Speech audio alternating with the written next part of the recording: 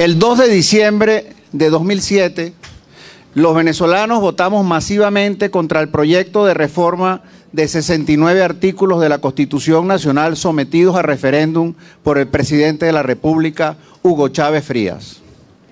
La reforma fue rechazada masivamente por el pueblo venezolano.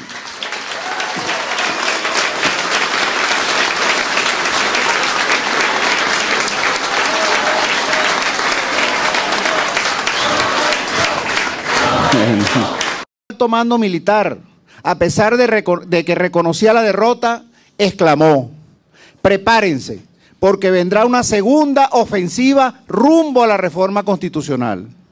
Para refrendar su actitud amenazante, anunció la creación de las milicias bolivarianas, como si estuviera adelantando lo que pensaba o tramaba hacer, o sea, aplicar la reforma derrotada a través de la fuerza. El proyecto de reforma tenía un solo propósito: el de establecer en Venezuela lo que el presidente ha llamado socialismo del siglo XXI, cuya meta final era la eliminación de la empresa privada y la negación del concepto de propiedad, como lo consagra la Constitución de la República Bolivariana de Venezuela de 1999.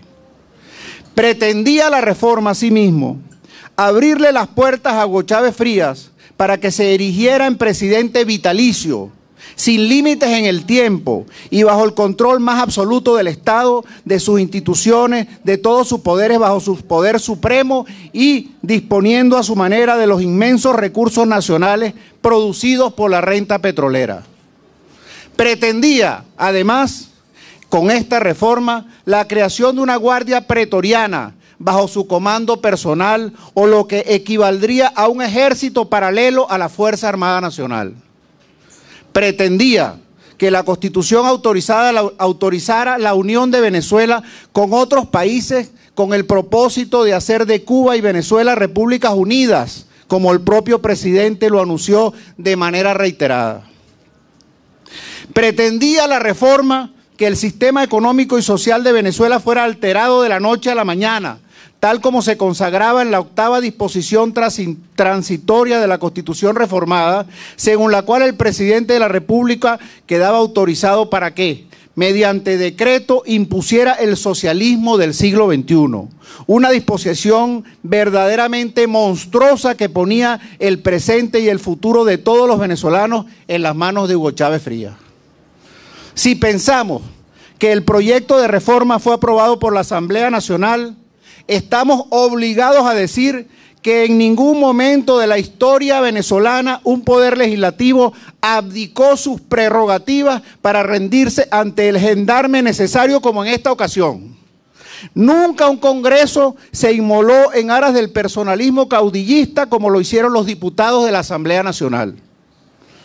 El proyecto de reforma constitucional derrotado el 2 de diciembre significaba la abolición de los poderes del Estado, para conducirnos al suicidio de la sociedad democrática, condenando nuestro destino de manera desleal como irresponsable. El proyecto de reforma estaba destinado a meter las regiones en el puño de Hugo Chávez Frías. Su propósito era anular a los gobernadores elegidos y castigar a aquellos estados donde triunfaran los de oposición.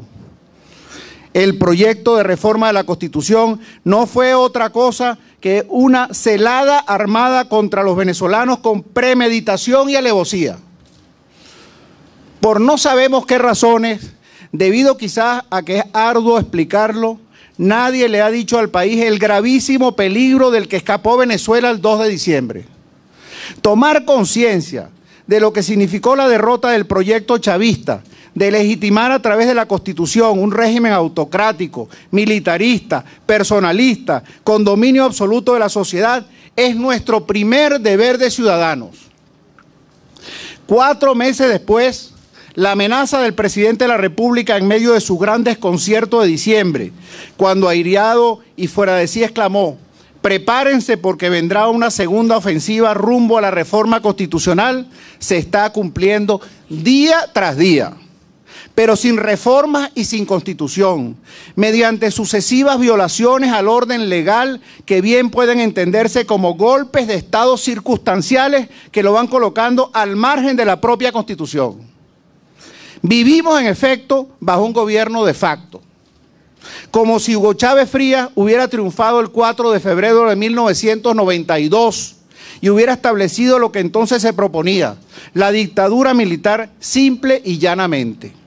Aquel golpe de Estado iba a dejar al país sin constitución, sin leyes, sin poderes del Estado. Es exactamente lo que ahora tenemos. Un país donde impera la ley de la selva, la ley del más fuerte, la ley de quien controla el Estado, convirtiéndolo en instrumento personal. Prepárense porque vendrá una segunda ofensiva rumbo a la reforma constitucional. Estas palabras del presidente de la República indican que cuando él convocó un referéndum para aprobar o negar la reforma, lo hacía simplemente como una ceremonia burlesca, como algo en lo que él no creía y cuyos resultados tendrían para él igual valor. No alterarían en lo más mínimo su proyecto de implantación revolucionaria del socialismo del siglo XXI y de la presidencia vitalicia.